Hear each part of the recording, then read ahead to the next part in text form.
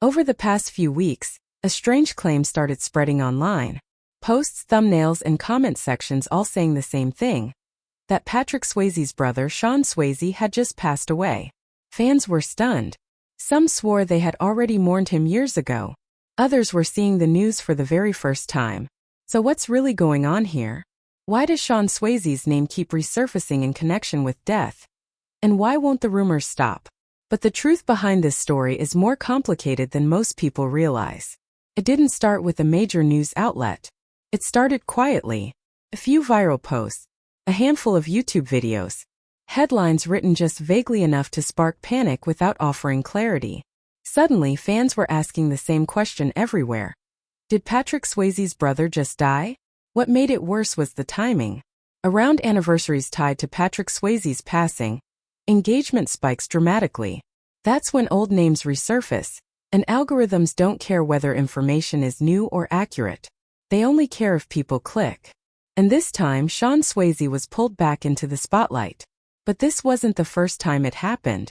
To most people, Sean Swayze was simply Patrick Swayze's brother.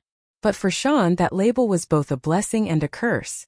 He worked as an actor, writer, and later became one of the most vocal defenders of Patrick's legacy after his death. Unlike other celebrity siblings who stay silent, Sean spoke out, often bluntly. He gave interviews. He challenged narratives.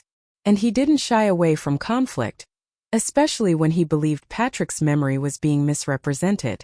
That outspokenness earned him attention, but it also earned him enemies. And it made his story far messier than fans expected, which may explain why confusion still follows his name. Here's the part many viewers don't realize. Sean Swayze passed away quietly in 2015. There were no massive tributes. No breaking news banners running non-stop. Compared to Patrick's global fame, Sean's passing barely made a ripple. For many fans, this was the first time they were hearing it, not because it was hidden but because it simply didn't travel far. That lack of visibility created a vacuum.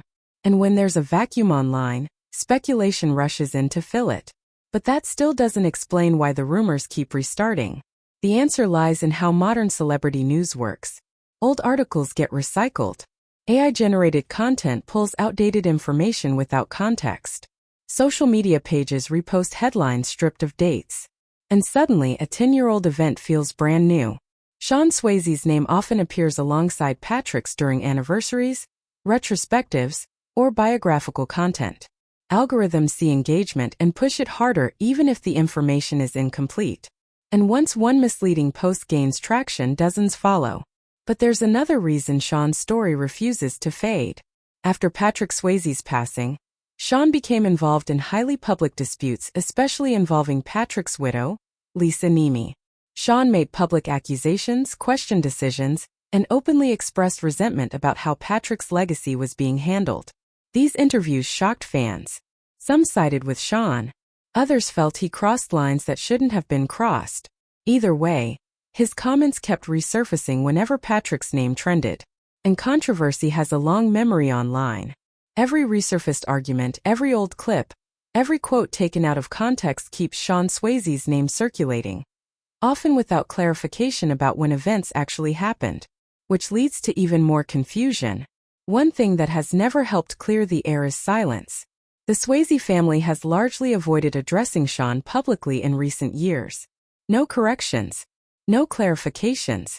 No statements shutting down false claims.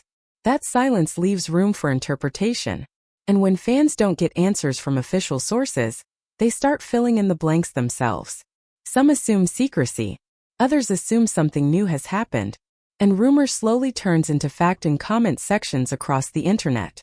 But there's a bigger issue at play here. Sean Swayze's case isn't unique. It's a perfect example of how modern misinformation spreads.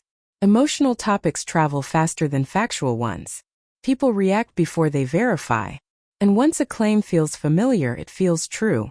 Death rumors hit especially hard because they trigger nostalgia, shock, and urgency. People share first and question later. Sean Swayze became an easy target not because of who he was, but because of how fragmented his story became online. And that fragmentation refuses to disappear. Sean Swayze's story isn't just about one man. It's about how quickly truth gets distorted when fame, grief, and algorithms collide. A quiet passing turned into years of recurring confusion, a complex legacy reduced to misleading headlines.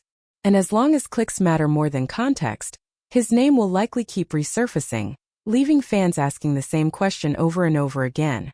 So next time you see a shocking claim trending, it might be worth asking, is this really new or just another old story finding its way back into the spotlight?